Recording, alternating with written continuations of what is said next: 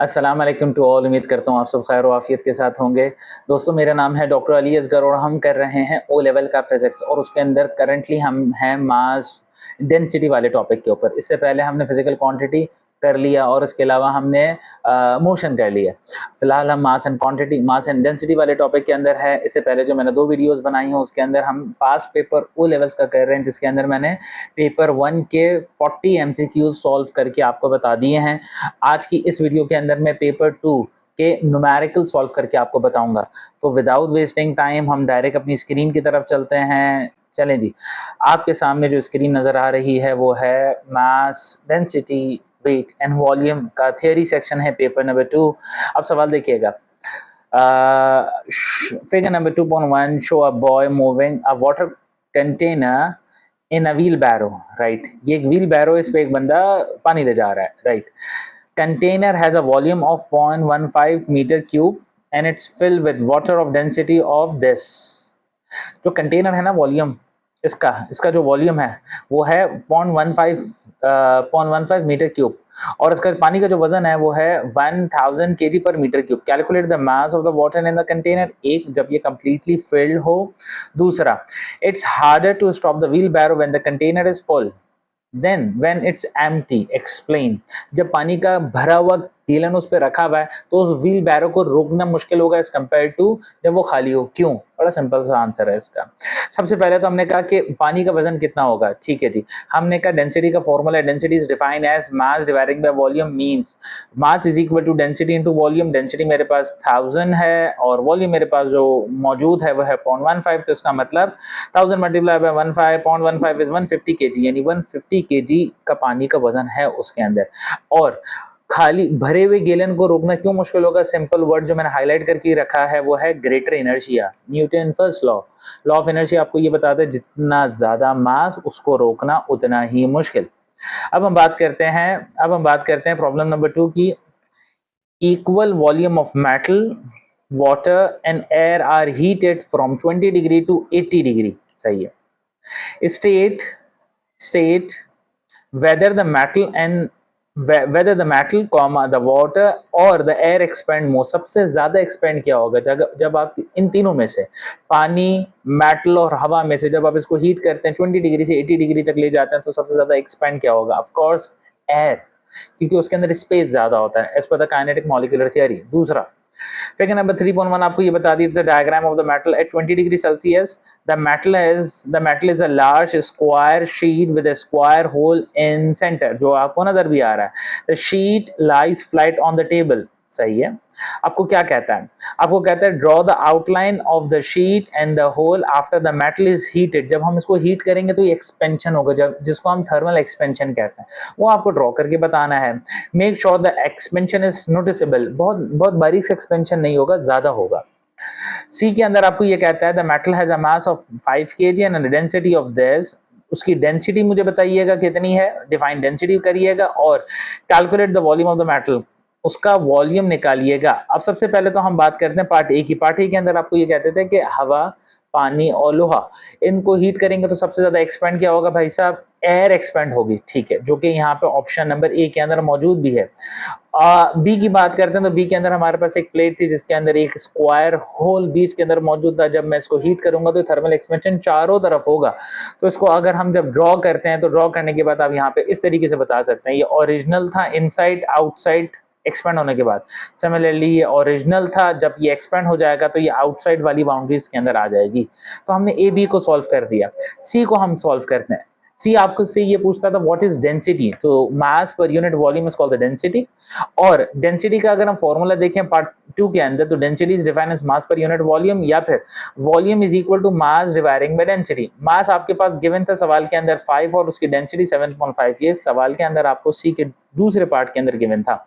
देखें यहाँ पे मास आपको गिवन है और यहाँ पे डेंसिटी गिवन है। आपसे ये पूछते थे वॉल्यूम निकाल के बताएं, तो आपने सिंपल ये वाला फॉर्मूला इस्तेमाल किया, दोनों का आपस में डिवाइड किया और वॉल्यूम मेरे पास आया यहाँ से 6.67 10⁻⁻⁴ मीटर क्यूब। ये सवाल हो गया खत्म। अब हम सवाल की बात करते हैं, question number 3। I student record the mass and the volume of 2 irregular object, one made of iron and other of copper. एक आयरन का है, दूसरा कॉपर का है। Student use the equipment shown in the given diagram. Student ने कौन से equipment use किए? दो, एक तो फिजिकल बैलेंस उसने यूज किया, इलेक्ट्रॉनिक बैलेंस उसने यूज किया, और दूसरा मेजरिंग सिलेंडर उसने यूज किया। जब इन दो चीजों को उसने यूज किया तो उसको पता चला कि भाई जो आयरन वाली चीज है उसका जो वजन है वो 400 ग्राम और जो कॉपर है वो है 350, और इन दोनों के वॉल्यूम के अंदर ये फर्क है, राइट। सवाल, describe how to determine the volume of an irregular object with measuring cylinder, Archimedes principal. आप पानी फिल करेंगे सिलेंडर के अंदर, मेजरिंग सिलेंडर के अंदर, फिर उसके अंदर जो भी चीज आपका ऑब्जेक्ट का को वॉल्यूम निकालना है उसको कंप्लीटली इमर्स कर देंगे, यानी डुबा देंगे। फिर आप देखेंगे कि पानी कितना ऊपर आया, तो आपके पास इनिशियल वॉल्यूम था, फाइनल वॉल्यूम जब पानी का लेवल राइज हुआ V1 V2 ये आपके पास दोनों आ गए। इन दोनों को जब आप माइनस करेंगे तो आपको वॉल्यूम ऑफ दैट ऑब्जेक्ट मिल जाएगा।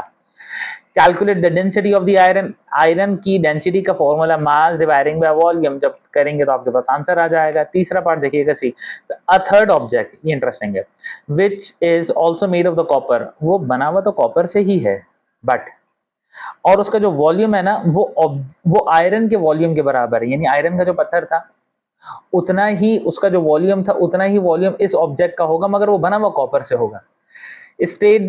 State and explain what happened to the density of the iron object when it's heated. जब हम आयरन ऑब्जेक्ट को हीट करते हैं तो वो क्या होगा? एक्सपेंड होगा।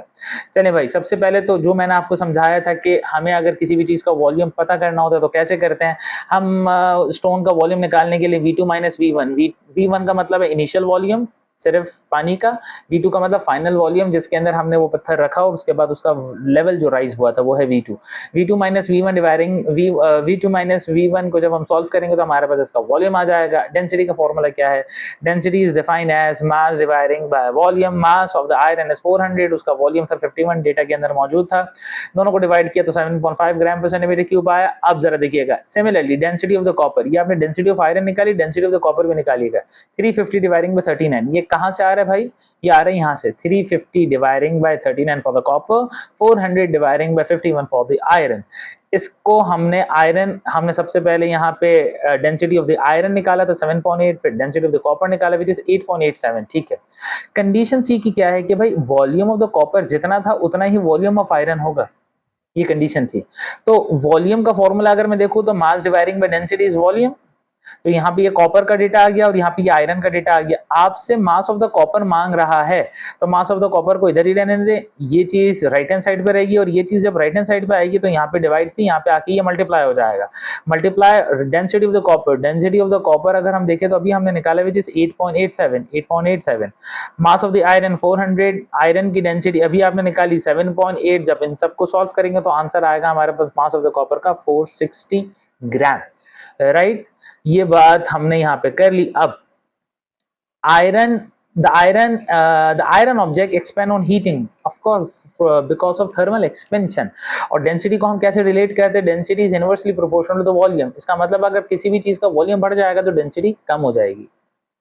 अब हम बात करते हैं क्वेश्चन नंबर 4 की। क्वेश्चन नंबर 4 के अंदर आपको ये बताता है mass show figure number 1.1 show a jug of liquid and empty measuring cylinder that is one of the electronic balance। ये एक empty cylinder है जो कि electronic balance पे रखा हुआ है। यहाँ पे ये जग है, इसमें कोई लिक्विड मौजूद है। सवाल क्या करता है आपको? सवाल आपको ये करता है the electronic balance use the weight of the measuring cylinder to determine its mass, ठीक है।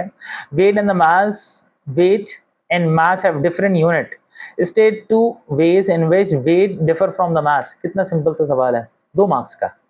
2 मार्क्स को आपको ये कहते हैं कि मास और वेट के दरमियान फर्क बता दें easily. Part B, describe how to determine the density of liquid using apparatus show in the given figure. इसकी मदद से आप इन apparatus की मदद से आप डेंसिटी कैसे निकालेंगे? Density of the liquid is 780, determine इसका वॉल्यूम आपको निकालना है कितना, जब आपके पास मास कितना हो भाई 0.65 kg का हो। सिंपल, आपको पता है कि वेट और मास के दरमियान अगर मैं फर्क निकालूंगा तो वेट इज अ वेक्टर जिसके अंदर डायरेक्शन मेंशन होती है, but mass is a scalar quantity, उसके अंदर डायरेक्शन मेंशन करने की जरूरत नहीं है। इसके अलावा वेट किस पे डिपेंड करता है? ग्रेविटेशनल फील्ड पे डिपेंड करता है। दुनिया के अंदर अलग है, मास में अलग है, मून जुपिटर पे अलग अलग है। Note note down the mass of the empty cylinder is m1। जैसे मैंने आपको ऊपर बताया था, अगर आपको किसी भी ऑब्जेक्ट का वॉल्यूम निकालना होता है तो सबसे पहले आप उसका इनिशियल वॉल्यूम निकालते हैं, फिर डिप करने के बाद उसका फाइनल वॉल्यूम निकालते हैं और फिर उसका आंसर निकालते हैं। इस केस के अंदर हमारे पास क्या है कि अगर note down the mass of the empty cylinder का जो मास होगा वो m1 होगा। उसके अंदर जब हम पानी को पोर करेंगे, लिक्विड को पोर करेंगे सिलेंडर के अंदर, तो उसका वॉल्यूम इंक्रीज हो जाएगा और उसका वॉल्यूम v हुआ, और उस केस के अंदर उसका जो मास होगा वो बन जाएगा m2। याद रखिएगा m1 is empty mass, m2 is filled mass. अब हम क्या करेंगे, सब्ट्रैक्ट करेंगे m1 और m2 को। इसकी मदद से हमें लिक्विड का मास सिर्फ पता चल जाएगा, जिसको हम कैपिटल M कहेंगे। तो density is defined in this case as capital M, which is net mass of the liquid, and net volume of the liquid, which is capital V। ये हमारे पास आंसर आया। अब हम सी की तरफ आते हैं, तो वॉल्यूम का फॉर्मूला क्या बनेगा, जरा देखिएगा, क्रॉस मल्टीप्लाई हो जाएगा, वॉल्यूम ऊपर आ जाएगा, डेंसिटी नीचे आ जाएगी, तो volume is equal to mass dividing by density. दोनों को हम आपस में डिवाइड करेंगे, मास एंड डेंसिटी को। मास एंड डेंसिटी की वैल्यू हमारे पास सवाल के अंदर गिवन थी 0.65 780, दोनों को डिवाइड करेंगे तो हमारे पास आंसर आया 8.3 10⁻⁻⁴ मीटर क्यूब। और ये चीज आपको यहाँ पे गिवन भी है, देख सकते हैं, ये आपके पास आ गया डेंसिटी और ये आ गया इसका मास। तो जब आपने इन दोनों का आपस में डिवाइड किया तो आपके पास इसका वॉल्यूम आ गया मीटर क्यूब के अंदर, राइट। यहाँ तक हमने इस चीज को कंप्लीट कर दिया। अब नेक्स्ट वीडियो के अंदर मैं आपको बताऊंगा टॉपिक फोर्स, और फोर्स के हम न्यूमेरिकल की बात करेंगे, राइट। मैं अपना नंबर स्क्रीन पे लिख भी देता हूँ, अगर आपको कोई इश्यू हो प्लीज आप मुझसे कांटेक्ट कर सकते हैं। इंटरनेशनल कोड पाकिस्तान का है 92, नंबर है 33231000896। ईमेल एड्रेस है मेरा physicsbola@gmail.com, राइट। ये मेरा ईमेल एड्रेस है, आप इससे मुझे कांटेक्ट कर सकते हैं, और ये मेरा व्हाट्सएप का नंबर है, आप इस पे मुझे व्हाट्सएप भी कर सकते हैं, राइट। मैं यहाँ पे मेंशन भी कर रहा हूँ, ये मेरा व्हाट्सएप का नंबर है, राइट। उम्मीद करता हूँ आपको मेरा लेक्चर समझ आया होगा, पसंद आया होगा। प्लीज़ मुझे अपना फीडबैक दीजिएगा। Thank you very much.